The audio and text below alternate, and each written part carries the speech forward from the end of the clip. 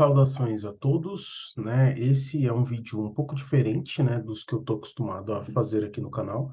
O canal se propõe a resolução de exercícios, né?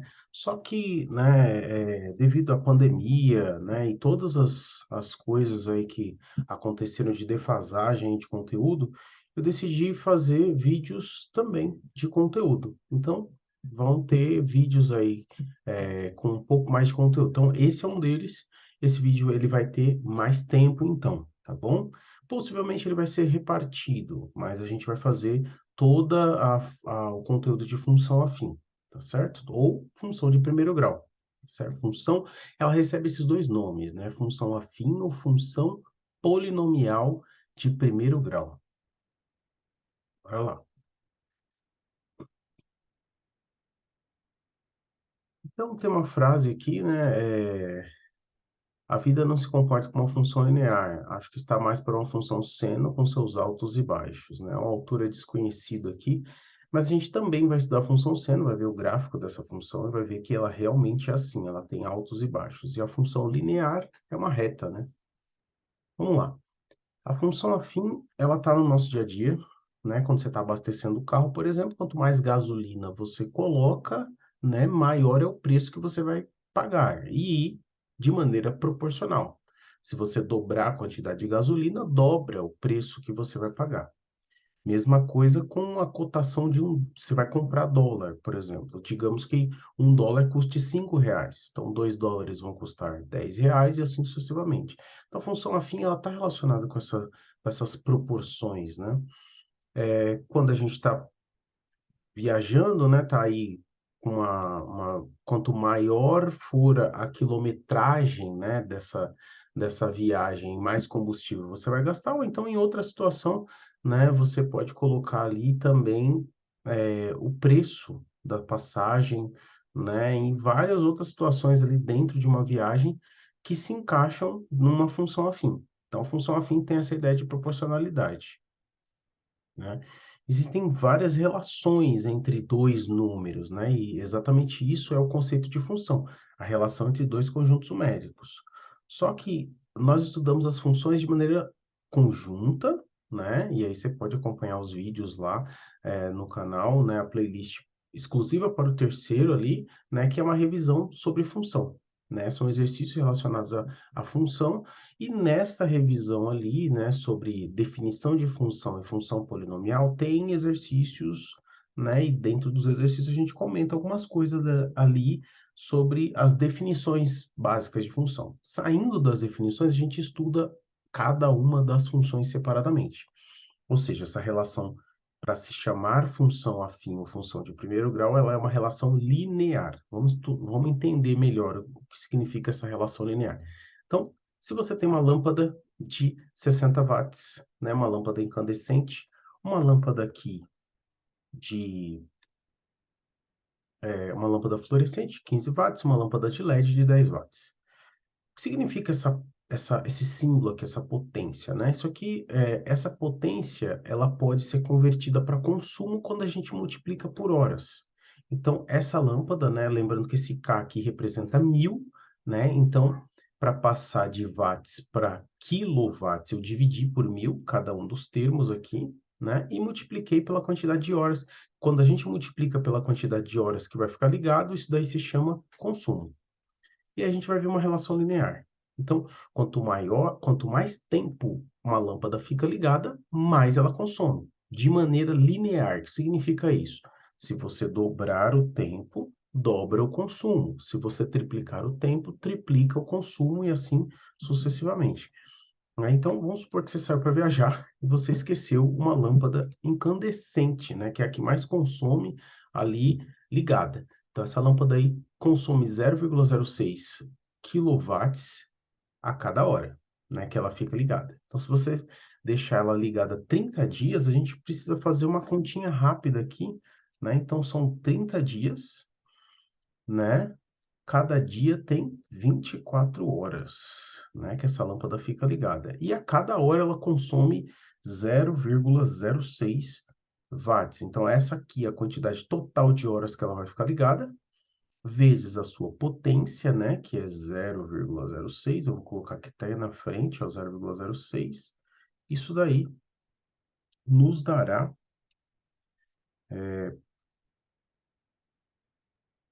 43,2 quilowatts-hora, né? Então, se você esquecer uma lâmpada ligada, você saiu para viajar, você esqueceu só uma, 40 quilowatts-hora, né? Então, vai ter vai fazer um estrago aí na sua conta de luz. Se você esquecer a lâmpada incandescente, elas são 15 watts, né? Então, é exatamente metade do consumo da anterior. A anterior era 60, essa daqui é 15. Então, se a gente nem precisa fazer a conta. Essa é a ideia da função linear, né? É proporcional, né? É diretamente proporcional. Não tem um quadrado, não tem uma divisão, não tem nada. É diretamente. Se um aumenta, o outro aumenta. Se diminuiu pela metade o consumo, então significa, quer dizer, a potência, né, aqui e também, né, o consumo por hora. Então, esse consumo durante os 30 dias também vai diminuir pela metade. Esse consumo, então, que era 43,2 quilowatts-hora para a lâmpada incandescente, vai ser dividido por 2. Por quê? Porque a potência é exatamente a metade. Quando a gente divide esse valor aí por 2, a gente chega, né, dividindo isso aí por 2, ó, em 21,6 quilowatts-hora. Se você esquecer uma lâmpada fluorescente. E se a sua lâmpada for uma lâmpada de LED, ela é um sexto, né? Só voltando lá, né? O consumo da lâmpada incandescente de 60, né? Ela é uma potência dela é de 60. A potência da lâmpada de LED é de 10, então ela é 6 vezes menor. Então a gente pega aquele consumo lá de ficar ligado 30 dias, que é 43,2, e agora a gente vai dividir por 6, porque ela é 6 vezes menor, né? Quando a gente faz isso, o consumo durante esses 30 dias vai dar 7,2 quilowatts-hora, por isso que essa lâmpada é mais econômica. Então, mas aqui tem a ideia de função afim. Quanto mais, quanto menor, né, for a potência ali no caso, menor vai ser o seu consumo e diretamente proporcional. Se você divide por 2 a potência, o consumo também vai ser dividido por 2, tá certo? Então vamos lá. Então você pode dar outros exemplos aí de funções lineares, né, de relações lineares, quando uma coisa aumenta, a outra aumenta, se você dobrar, dobra ela também. Pensa um pouquinho, pausa o vídeo aí e pense em algumas relações lineares aí que você pode dar de exemplo. Uma delas é quando a gente chama o Uber, né? Você tem, né? A corrida do Uber é uma função afim, ela é uma relação linear, né? Ela depende ali de uma taxa fixa, né? Só o fato dele chegar na sua porta, você já paga uma taxa fixa, mais o pagamento por quilometragem, por quilômetro rodado. Então, se você rodar mais, você paga mais. Se rodar menos, você paga menos. E todos pagamos aí a taxa fixa por ele chegar na nossa porta. Então, isso daí é uma função afim, né? Quando a gente vai comprar um carro também, né? Quando você vai adquirir um carro, você também, né, tem ali algumas situações em que a função afim tá dentro ali, né? Então, você pode pensar aí, né? E esse eu deixo para você pensar o que dentro do carro, né? Quais são as coisas ali que você tem ou grandezas físicas que se comportam como funções afins. Bora lá, então, definir a fórmula dessa função afim. Por quê? A gente estudou as funções no âmbito geral, né? A classificação, como é que elas se classificam, o que que é o domínio, o que que é o contradomínio, imagem, né? As mais diversas classificações de função. Agora a gente está estudando a primeira delas, que é a função afim, ela na íntegra aqui, né? Então, para definir essa fórmula da função afim, a gente vai usar esse exemplo aqui do forno, né? Então, você tem aqui uma panificadora, ela tem um forno aqui, esse forno está a 20 graus, só temperatura quando está desligado, temperatura ambiente. A partir do momento que o forno é ligado, a temperatura passou a aumentar 40 graus por minuto, até atingir o valor máximo. Então, ela vai aumentando 40, 80, 120 e assim sucessivamente, né? Então, ela começou, né? Quer dizer, ela vai aumentando de 40 em 40. Como ela começou em 20, então ela vai de 40 em 40 para 60, para 100, para 140, para 180. né? Sempre somando 40 graus a cada minuto, tá bom? Tá aqui o tempo em minutos, essa tabelinha aí. A fórmula dessa função afim pode sim ser relacionada desse jeito, lembrando que função é o y, né? Então, a função resultado da minha conta. O resultado da minha conta é a temperatura. Essa temperatura depende do valor de x. Isso é muito importante a gente saber dentro de uma função quem é o x e quem é o y. O x é o tempo nesse caso. Por quê? Porque a temperatura depende do tempo. Então, a temperatura é o y e o x vai ficar aqui. Então, o x vai ser sempre multiplicado por 40. 40 vezes zero dá zero. Mais 20, 20. Primeira temperatura. 40 vezes 1 dá 40. Mais 20, 60. E assim sucessivamente. Essa é a fórmula desta função afim. Tá certo? Então, a definição da função afim, definição formal de função afim é essa daqui, ó. Toda função que tem esta cara aqui. Então, ela tem um número vezes o x mais um outro número sozinho. E esses números, né, tanto o A quanto o B, eles estão contidos dentro dos reais. São números reais. E, né, dentro da definição formal, esse A, que é o número que acompanha o x, não pode ser zero. É diferente de zero. Então, toda função que tem esta fórmula, tem essa cara, é denominada função afim ou função polinomial de primeiro grau. Então, alguns tipos aí de função afim, tá? Então, aqui a gente tem três exemplos aqui, né? Com função afim, essa fórmula aqui da função afim. Lembrando que o f de x é a função, né? É o y, né? Isso aqui é só um símbolo, a gente não usa esse x aqui, né? A gente simplesmente simboliza que isso aqui é a função. A função tem esta forma. Então, a, nesse caso, é o 5 e o b é menos 6. O a aqui é 4 e o b é 0. Está indicado aqui. O A é 3 sobre 2 e o B é 1/5, né? O A é o número que está na frente do X, tá bom? Então, aqui tem um exemplo, né, de uma escala de termômetro, tá certo? Esse exemplo aqui nos diz um valor. Então, essa função, ela sempre tem um valor fixo e um valor, né, que é que está no lugar desse A aí, na frente do X, né? Então, sempre uma soma, mesmo que ela seja zero, tá bom? Então, você está somando algum número e uma letra, e X vezes é uma quantidade fixa aí, que é o A, tá bom? Vou deixar aqui o exemplo para você, né? Mas para o vídeo não ficar tão longo, esse aqui é a letra D, tá bom? Ó, ela pode ser escrita ao contrário também. Geralmente, ao que tem X vem na frente. Geralmente, né? Para ficar assim, AX mais B. Tá certo? Então, vamos lá. A gente vai fazer aqui algumas coisinhas aqui interessantes. Tá certo?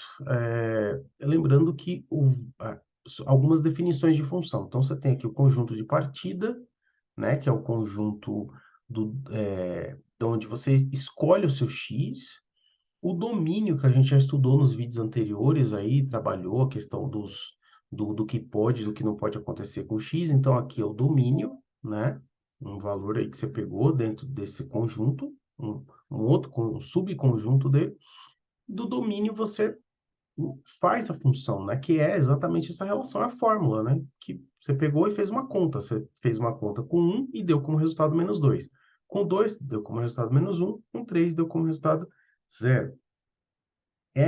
Esse conjunto de resultados se chama imagem. O conjunto total dos valores de y se chama contradomínio. Isso aqui a gente já viu, né? Só para relembrar, mesmo que você não tenha lembrado, né, ou não saiba que nomes são esses, então volta, assista o vídeo lá na playlist do terceiro, ela se chama definição de função, tá bom? Então, ó, um exemplo aqui, ó. Essa função f de x igual a 5x mais 1. Então, isso aqui, na verdade, é um valor numérico, né? Quando eu pego o x, faço uma conta e encontro o resultado do y, o resultado da função. Então, um exemplo aqui, né? O f de 2, depois o f de menos 3, depois o f de 0. E aqui, por final, aqui o f de 3 meios, que eu já deixei resolvido. Eu vou resolver os dois primeiros. Então, f de 2, o que é isso? É trocar o x por 2. Então, vou ter que fazer 5 vezes 2, mais 1. No lugar do x, a gente coloca 2. Então, aqui dá 10, 10 mais 1 dá 11. O que significa isso? Quando o meu x é 2, meu y dá 11, para esta função. Não é o caso dessa aqui, tá bom? Aqui é outra conta, a fórmula não está explícita. 5 vezes menos 3, mais 1. 5 vezes menos 3 dá menos 15. Menos 15 mais 1 dá menos 14. E aqui o f de 0, 5 vezes 0 mais 1. 5 vezes 0 dá 0, mais 1 dá 1. Então, o f de 0, né, é sempre o termo independente aqui. Isso aqui a gente viu lá nas definições de função. E quando a gente está trabalhando com a fração, né, vamos trocar a fração aqui, multiplica, né, ó, 5 vezes 3 dá 15. E aqui a gente tem que tirar o MMC, né? Não tem jeito, né? Ó, multiplica aqui, ó, para encontrar esse 17 de maneira mais fácil. 2 vezes 1 dá 2, mais 15, 17. E esse 2 permanece aqui porque ele é o MMC. 17 sobre 2 dá 8,5, ou deixa 17 sobre 2. Quando você troca o x por 3 sobre 2, o seu resultado é 17 sobre 2. Tá aí. Isso aí se chama valor numérico da função. Isso para a função afim. A gente já viu isso, tá? E aí, como é que a gente constrói o gráfico da função afim? Usando o exemplo ali do nosso forno, né? Ele vai subindo a temperatura a cada 40 graus, né? E eu posso construir o gráfico, né? Os valores de x aqui, ó. Eu vou unir o 0 com 20, ó. 0 no x, 20 no y. 1 com 60, 2 com 40 e assim sucessivamente. Quando eu faço isso, o gráfico de uma função afim é uma reta, né? Na verdade, né, os valores que eu tenho, né, esses valores são as medidas efetivas, né? Eu fui lá e medi com termômetro esses 5 valores, né? Os outros são estimativas, então eu consigo, inclusive, depois que eu faço o gráfico, achar qual é a temperatura em 3 minutos e meio. Então, eu pego no gráfico aqui, ó, 3 minutos e meio, subo até o valor de x e vou encontrar aqui, né, uma temperatura de 160 graus. Eu consigo valores intermediários quando eu construo o gráfico, mas é importante saber que o gráfico de uma função afim é uma reta. E observações sobre esse gráfico da função afim. A primeira delas é essa aqui, ó. Então, para a gente perceber muito bem, né? A variação dos valores de y, né? Se a gente indicar por um delta, né? Isso aí você deve lembrar da física, né? Então, delta y, variação dos valores de y, é diretamente proporcional à variação dos valores de x. A gente já estava falando disso, né? Tem essa relação sempre dentro da função afim, de uma coisa diretamente proporcional. Se uma aumenta, a outra aumenta também, pela mesma quantidade. Então, um exemplo é esse aqui, ó. Se você pega essa variação do 0 até o 1, o x variou uma unidade, que nesse caso é 1 minuto. E o y variou 40 unidades, né? Então, do 0 até 1 foi do 20 até o 40, que é esses dois primeiros pontos aqui, tá bom? Então, se a gente fizer uma divisão aí da variação do y pela variação do x, ou seja, a variação do y é 40, 60 até o 20, e a variação do x é 1. 40 dividido por 1 dá 40. Se eu pegar outros dois pontos do meu gráfico, que é do 2 até o 4, esse ponto aqui e esse ponto aqui, a variação do y, né, nesse caso aqui, foi do 100 até o 180. E a variação do x foi do 2 até o 4. E se eu dividir essas duas variações, né, do 80 para o 100, né, 180 menos 100 dá 80, e 4 menos 2, que é essa variação no x, dá 2. Veja, coincidentemente deu 40 de novo. 40 dividido por 1, que dá 40. E isso permanece constante em todas as funções afim, né? É uma característica delas, né? Qualquer dois pontos que eu pegue da minha função afim, se eu dividir a variação do y pela variação do x, dá sempre o mesmo valor. Sempre o mesmo valor, esse valor tem um nome, né? Então, aqui está escrito em linguagem mais formal, matemática, mas a ideia é exatamente essa que eu estou te dizendo. Você pega dois valores, né? Esse f de x são valores de y, e o x, o valor do eixo x. E quando a gente faz essa subtração, essa divisão, perdão, subtrai e divide, o resultado dessa conta se chama taxa média de variação da função. É uma taxa, como que a função varia. O que significa isso? Significa que para cada 40 unidades do y, você tem uma unidade no x. né? Então, enquanto o x varia de 1 em 1, o y varia de 40 em 40, né? Então, isso se chama taxa de variação média. A gente vai ver que no gráfico ela recebe um outro nome também, mas o significado é exatamente o mesmo, tá bom? Então, vamos lá. Então, a conclusão que a gente chega aí é que o gráfico de toda função afim é uma reta. Toda função afim tem como gráfico uma reta. Isso é importante, muito importante que você memorize isso, né? Então, aqui algumas observações sobre o gráfico. A primeira delas é que, né, como o gráfico da função afim é sempre uma reta, para construir uma reta, você não precisa de milhares de pontos, você precisa só de dois. Dois pontos no plano cartesiano, você traça uma reta. Olha um exemplo aí, ó. Então, esta função afim, e com dois pontos, eu consigo traçar uma reta. Por exemplo, lembrando que os valores de x sou eu que escolho. O x é o domínio da função. Eu escolho valores de x e o y eu encontro fazendo essa continha aqui. Então, trocando o x, por exemplo, por zero, né? 3 vezes zero dá zero, menos 6 dá menos 6. Trocando o x por 1, 3 vezes 1 dá 3, menos 6 dá menos 3. Então, tenho dois pontos. O x igual a zero e o y igual a menos 6, o x igual a 1 e o y igual a menos 3. Então, esses dois pontos no gráfico, esses dois pontos no plano cartesiano, quando eu uno, eu tenho o gráfico dessa função. Desse jeito. Tá certo? Ó, o 1 com menos 3, que é esse ponto aqui de baixo, né? 1 menos 3, e esse ponto aqui, que é o zero e o menos 6. Gráfico da função. Simples assim. Então, a segunda observação é essa daqui, ó, né? Que é quando um gráfico de uma reta não constitui uma função afim. Então, se esta função, né, é uma função afim, que tem a fórmula padrão da função afim, o a e o b estão contidos dentro dos reais, né, são números reais, mas o a é zero, né? Então, se o a for zero, não é uma função afim, é uma reta. O gráfico é uma reta. Então, por exemplo, como que seria, né? Não tem o A, né? Então não vai ter nenhum elemento que multiplique um x, então não vai ter x. Só vai ter y igual ao b. O b, nesse caso, eu escolhi como 2, tá bom? Poderia ser qualquer número. Mas qual é o gráfico dessa reta, né? O gráfico ela passa aqui só em cima do 2. Essa função recebe o nome de função constante, né? Ela sempre dá como resultado 2 para qualquer valor de x. X igual a 1, o resultado é 2. O resultado é 2. X igual a 3, o resultado é 2. Ou valores negativos, é uma função constante.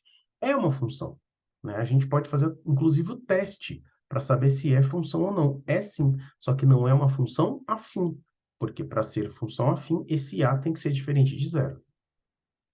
E a terceira observação é essa aqui, ó, né?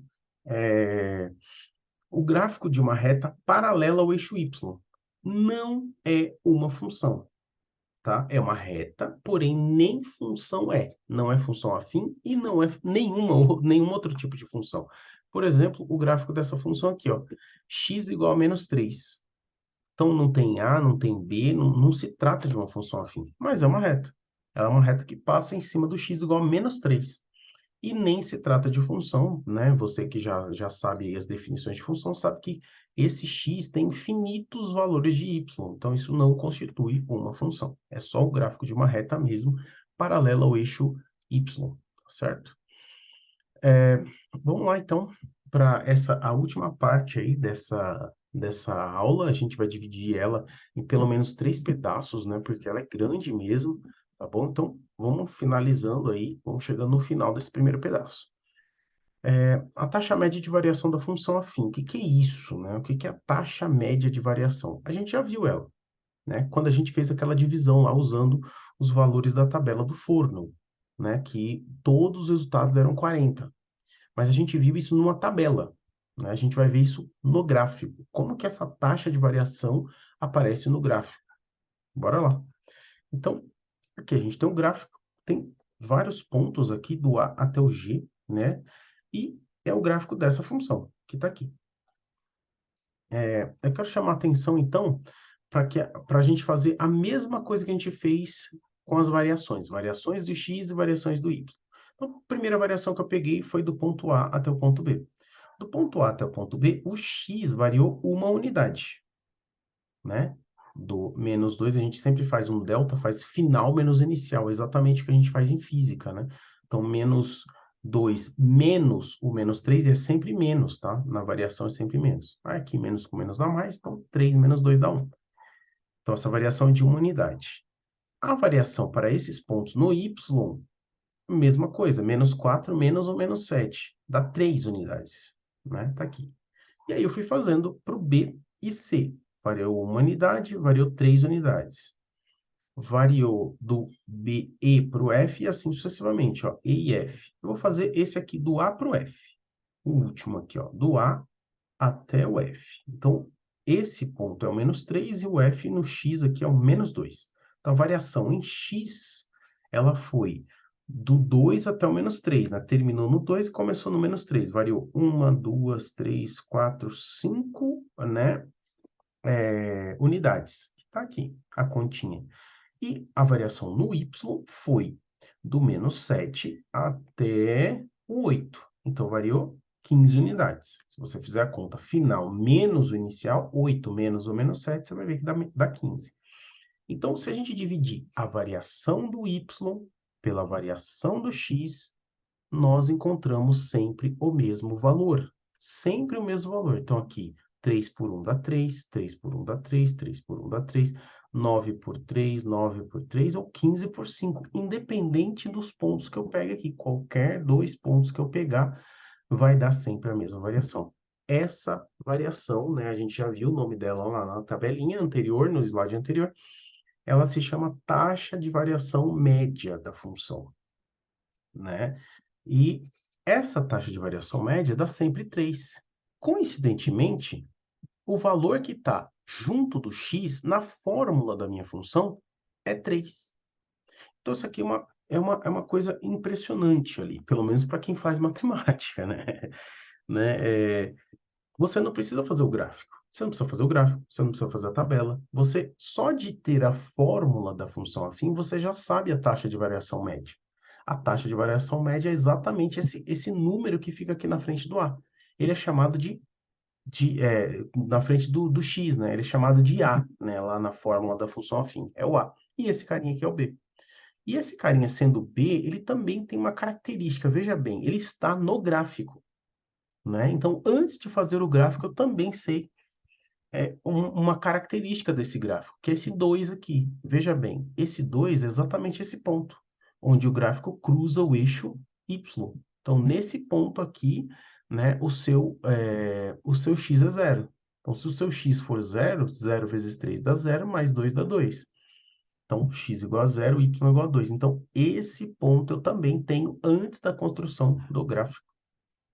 E um outro exemplo, mas agora com a taxa de variação negativa. Mesma coisa, a gente fez exatamente a mesma coisa. Pegou aqui os mesmos pontos, né, A e B aqui, e foi fazendo as variações. Variação em x, variação em y.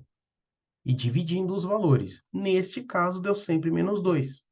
Para qualquer dois pontos do gráfico que eu pegar, essa variação sempre vai dar. Essa taxa de variação sempre vai dar menos 2, que é a divisão do quanto variou em y pelo quanto variou em x, para dois pontos que eu escolher. Qualquer dois pontos, né? Quaisquer dois pontos. Então, dá sempre menos 2, e aí está explícito aí, né? No seu gráfico, né? Dá menos 2. Então, aí uma bomba para você, né? Mais uma constatação aí para você, né? Então, essa taxa de variação, né, da sua função é exatamente esse valor de A, né? Exatamente esse valor de A.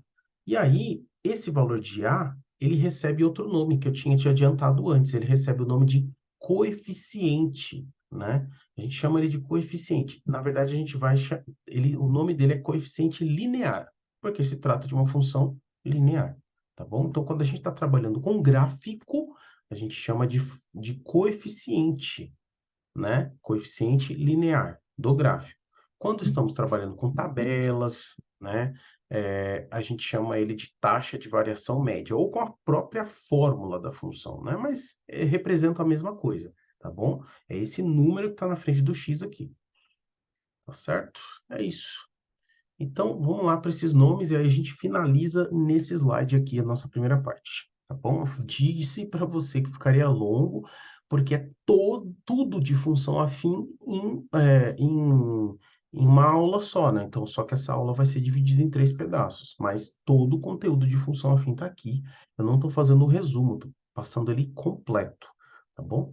Então, os nomes aí, né? A taxa de variação, o A, ele recebe esse nome, taxa de variação, o coeficiente angular, e o B, ele recebe o nome de valor inicial ou coeficiente linear, né? Bora lá. Então, nesse caso, o nosso A vale 3 e o nosso B vale -6. Né? Então, se você estiver falando da fórmula da função, né, você pode tanto chamar de coeficiente angular, né, eu falei coeficiente angular, ou você também pode chamá-lo de taxa de variação. Né? O que significa essa taxa de variação? Significa que essa função, né, para cada variação no x, você tem 3 no y. Né? Por isso que é 3. Tá certo. Outra característica, então, o gráfico, esse a gente já tinha feito o gráfico dessa funçãozinha aqui. Lembra que a gente escolhe 2 pontos, né? Eu escolhi o x igual a 1, o y deu -3, o x igual a 0, o y deu -6. E esse -6 é o primeiro ponto que a gente coloca no gráfico. Ele é o mais fácil de todos. Por quê? Porque ele sempre será o ponto onde o gráfico cruza o eixo y. Então, se aqui for -6, cruza no -6. Se aqui fosse 10, cruzaria no 10, só que seria positivo lá em cima. E assim sucessivamente. Esse ponto já é dado para nós, né? E a taxa de variação, né, ou coeficiente angular, ele tem uma fórmula. Então, ele é sempre uma variação no y pela variação no x.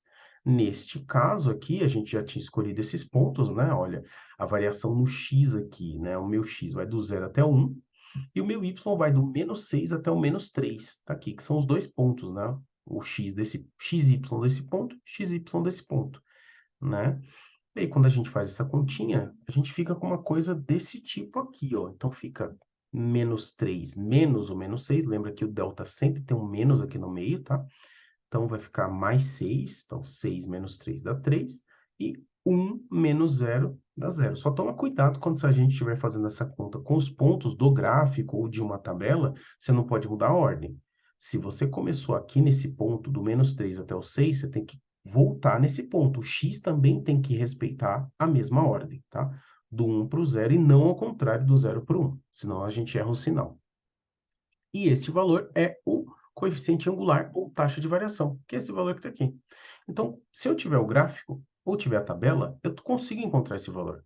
É só fazer essa continha, com 2 pontos do meu gráfico, né? E se eu tiver a fórmula, eu já consigo saber qual que vai ser o gráfico também, porque eu só preciso de 2 pontos. Na verdade, eu preciso de um ponto só, porque um eu já tenho, que é o local onde a reta passa no eixo y, coeficiente linear. O coeficiente angular é exatamente essa taxa aqui. E esse coeficiente angular, né, que eu coloquei aqui de vermelhinho, ele tem uma característica. Esse valor é positivo. Então, a minha reta é uma reta crescente. Se esse valor fosse negativo, a minha reta seria uma reta decrescente, ou seja, assim, ó, ao contrário do que está aqui, tá certo? E o B, como a gente já falou, é o ponto de cruzamento com o eixo Y, tá certo? Então, eu vou só te dar um exemplo aqui de reta decrescente, né? Ó, vamos voltar aqui alguns slides aqui para te mostrar uma reta decrescente, certo? Que é essa reta que está aqui, ó. Aí, ó. Essa reta aqui é uma reta decrescente. Por quê? Porque a minha taxa de variação, ela é negativa. Então, a reta fica para baixo, tá bom? Então, com isso, a gente conclui a nossa primeira parte dessa aula. É claro que vai ficar grande, né? Não tem jeito, porque estamos fazendo o conteúdo completo, tá bom? É isso, te vejo na próxima. Até lá.